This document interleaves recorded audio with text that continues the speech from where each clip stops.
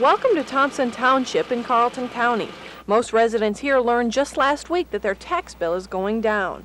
That's because the county board's been slaving over the budget for nearly 4 months. The county board is real concerned about the rising cost of government, and we decided that the people in our county just couldn't accept an increase higher than 5%, and we would do whatever needed to be done to keep it under that. Well, it's true that some homeowners in Carlton County will end up paying higher taxes than last year. It's considerably less than what those in St. Louis County will pay. But there are other factors to consider, such as whether it's an urban or rural area. So we thought we'd take a look at some typical homes around the Northland and what they'll be paying. First, take a look at Thompson Township. A homeowner with a $40,000 house will pay $530 in taxes. A $75,000 homeowner will pay a little over $1,000. Both of those figures down a bit from last year. A $40,000 homeowner in Silver Bay and Lake County will pay $454. A $75,000 homestead is nearly $1,300, and that's up 13%. And in Duluth, that same $40,000 homeowner will pay $695. That's up 20%. The $75,000 property owner, taxes of nearly $1,500. And that's up 32%. How has Carlton County managed to toe the line at less than a 5% tax hike? County Commissioner Patty Murdo says it's a combination of fewer purchases and lower raises for employees. So what does she hope? That they understand that we've done everything that we can do, short of laying off people, to keep their taxes down.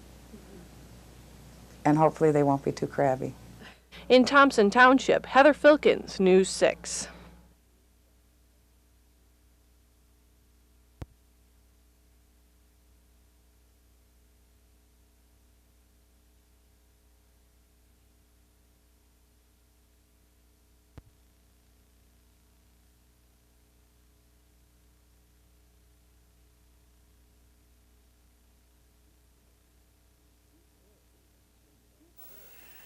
Jim Ayers and his son-in-law Mike Silva have always been close, but an event 3 years ago this month created a bond that few people will ever know. Jim suffered a cardiac arrest, and Mike saved his life with CPR. Well, we came over to spend the typical Sunday afternoon, I believe it was, and just come by to watch the football game. And as usual, we're driving up the street, and here's Jim out on the ladder doing something. He's always doing something. I was putting lights on the house in preparation for Christmas, and I was standing on a ladder, stretching, and I found that it became more and more difficult to breathe. So I pull up the driveway and make a joke. I said, "The game starts in 5 minutes. Are you going to come in and watch, or are you going to finish the lights?" He says, "Oh, well, I'm almost done. I'm almost done." And I got down off the ladder, mentioned to my wife that I was having trouble, walked into the house, and had gotten as far as that door when I collapsed. He went very stiff and cold. I couldn't get any breathing and a pulse. Fortunately, Mike knew CPR and was able to keep Jim alive until the paramedics arrived. I was relieved, and it was amazing, too, because I thought he was gone. I thought he was gone. And the doctor told me that it was very fortunate that Mike was here and was familiar with CPR, because he said without that, I would have been a very dead person. One of the best reasons for learning CPR is that you'd know what to do in case someone in your family needed your help. And it's usually family members who need that help. Over 90% of the time, a layperson given CPR is not going to be giving it to a stranger. Most of the time, it's to a family member or to a very close acquaintance or loved one. Now, some people say they don't have the time or think that CPR is too hard to learn. But recent changes in CPR technique have made it easier to learn than ever before. And as the extended family of Jim Ayers will tell you, it's well worth the effort. I'm Dr. Dave Nida for NBC News.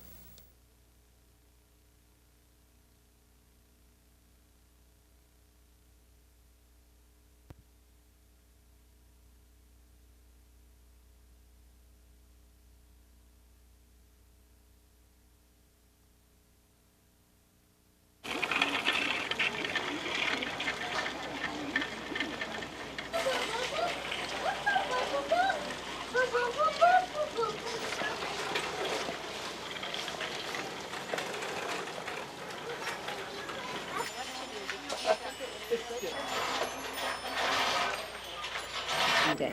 Well, we try to do something, for the seniors, people with disabilities, try to get them out. They can come out during the week where we're not quite so busy, offer them some good values, provide a little bit of extra assistance, and, try to do a little bit to help the community and to help those individuals.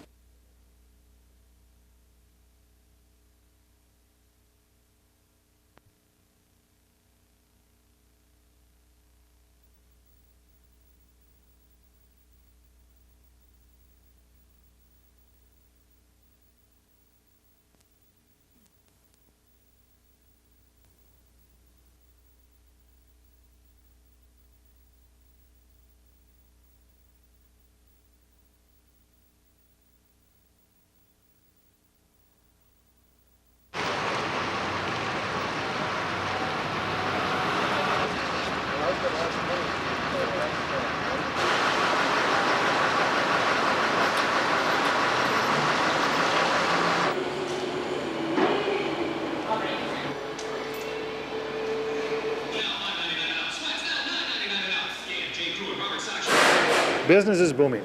Business is booming. We've written over 20 estimates just yesterday afternoon.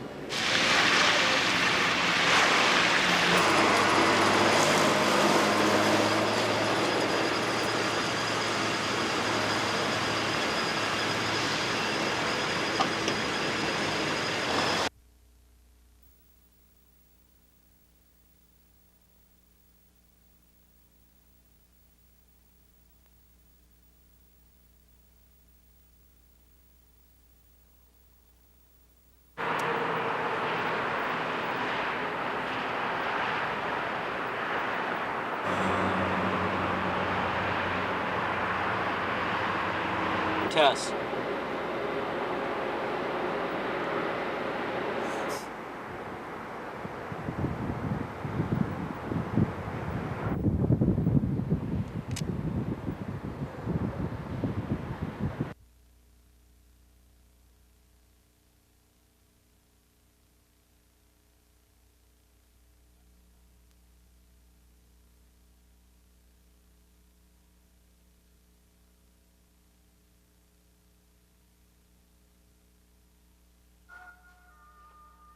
For the past 3 years during the holiday season, Dan Stern and his wife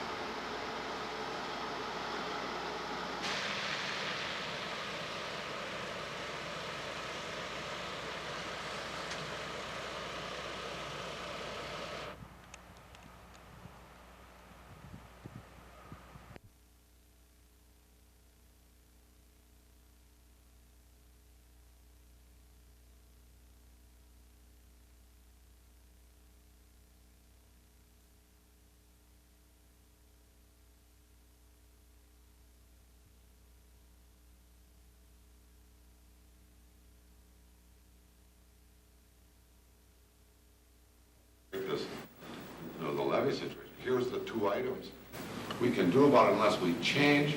doing it. Why don't we give a mandate to the administration to come in? I would like to see it settled tonight. I think we should get it over with. I don't care if we have to stay here all night. Let's do our job, quit all the bickering, and get it taken care of.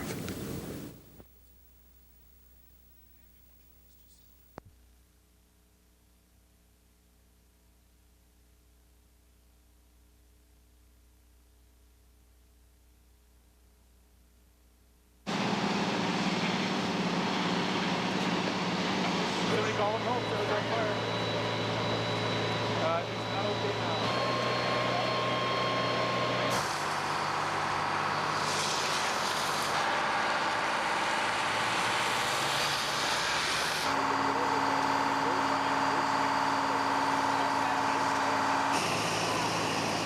worried about people that have offices there going in the building, maybe to see what's happened to some of their belongings in the building. So we're saying the building is not safe right now for any civilians. And until we get the proper authorization, we'll turn it over to the parish. All of a sudden, everything went completely black. The smoke come up.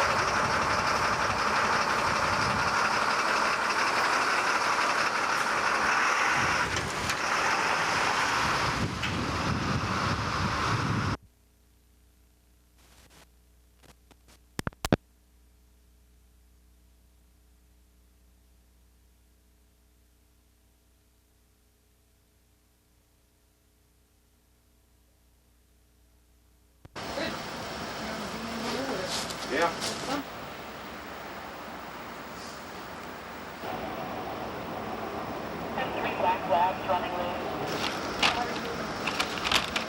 Are they just one print then? For my kids to visually see a cross out in front of their window and to see sacks with nigger and other verbiage that's on there, it's intolerable, you know, to this community, to the public as a whole, and especially to Black Americans. And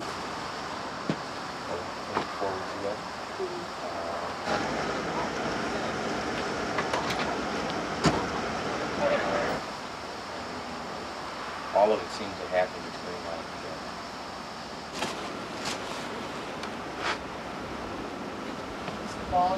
Yeah.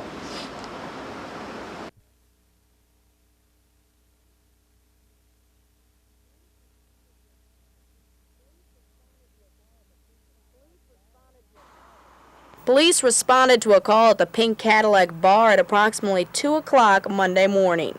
The officer was able to track the person to an apartment building approximately a half a block to 3/4 of a block away, and did find him on the upper floor in the landing area of the apartment building. He was arrested there, brought back to the bar, and the patrons and workers there identified him positively as the person that had been in the bar with the gun and had committed the robbery. After taking a look at the suspect's rap sheet, authorities realized he wasn't any ordinary criminal. Twin Ports authorities first met up with Gary Lynn Goodwin somewhere along Piedmont Avenue, June 4th, 1975. It was at that time that Duluth police apprehended Goodwin.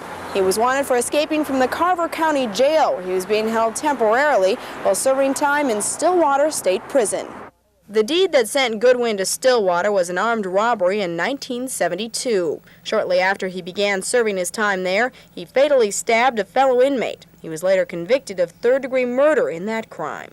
In 1975, he was sent to the Carver County Jail for his own protection after word of his conviction got out. It was that escape combined with a kidnapping that led him to the Northland, where Duluth police apprehended him. In 1980, he participated in a Stillwater prison riot, which included a kidnapping and assault. In 1991, he was charged with an aggravated DWI. He now faces 1 count of armed robbery and 2 counts of second-degree reckless endangerment in connection with the Pink Cadillac incident. If convicted, he faces 18 to 20 years behind bars. Janine Johnson, News 6.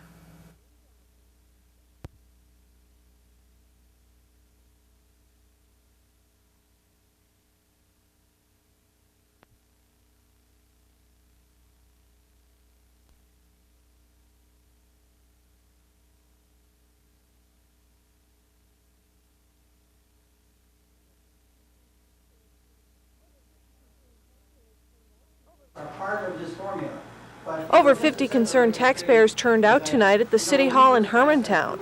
It was a chance to throw back in city councilors' faces what was thrown in theirs, their truth in taxation statements. Because of changes in zoning, some homeowners are seeing increases of over 500% on their property, and they say something's got to change. They elected government people on what they did for them. In other words, if they started up, some people try to get one type of program in, and if they did that in, well, you're going to get my vote next year. And if you're going to see that we get a raise, you're going to get my vote next year. But the time has come when we got to vote for people that say no to some of these expenditures. A familiar face at many tax meetings this fall, Ken Hogue showed up to give the people of Hermantown his support. We need you to listen, and we need you to remember that you work for us. We are your employers. We expect you to respond to our concerns. We expect you to do the job we hired you to do, and part of that is listening to what we want from you. If you don't do the job, we'll replace you. For the county auditor and the city councilors who showed up, the meeting was a lesson in humility, but it certainly wasn't one they took willingly. Now what I'm telling you is that you can sit up here and complain, you can yell and scream about your taxes, but bottom line, in order to see how government works and how policy is established, you've got to get involved. And that's a challenge many here tonight plan to take head on. In Hermantown, Heather Filkins, News 6.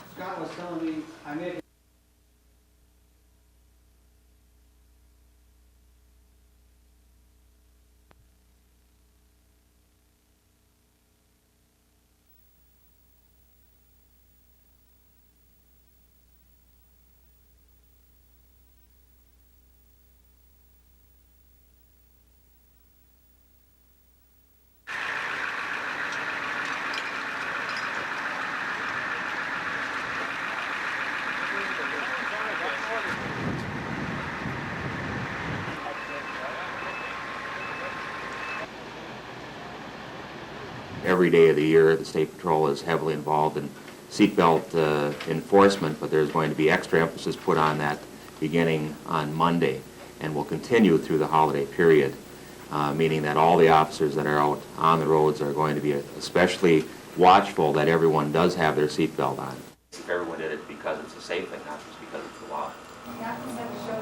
Another thing we found through some roadside checks in other parts of the country is an alarming statistic is that when we find children that are in child restraint seats already are buckled up improperly. And the danger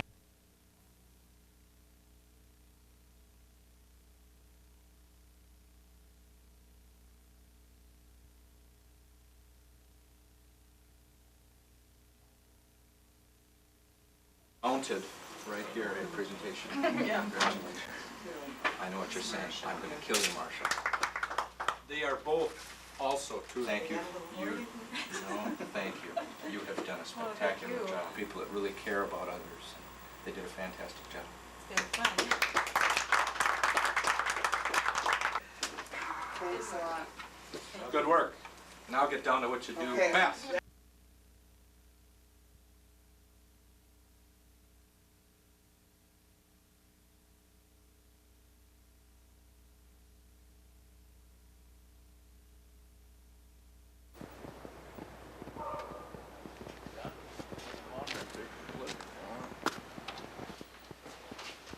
We don't have a tremendous amount. Well, I lost all my Christmas presents. Everything that I had bought for everybody is gone, and all my pictures are practically all ruined, and almost everything is gone.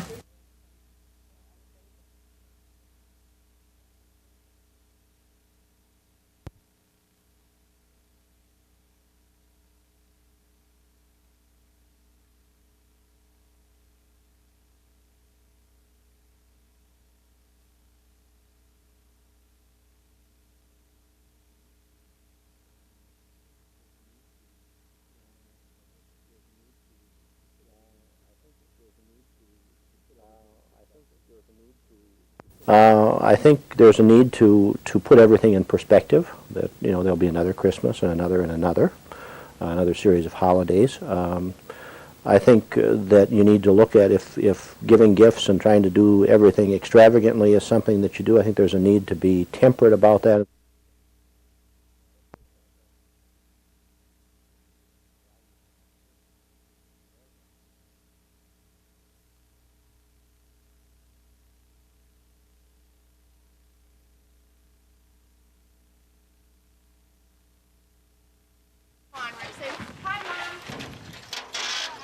think so.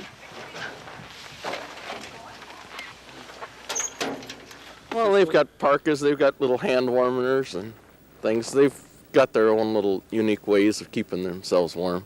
They pull into businesses and stay and warm up as best they can.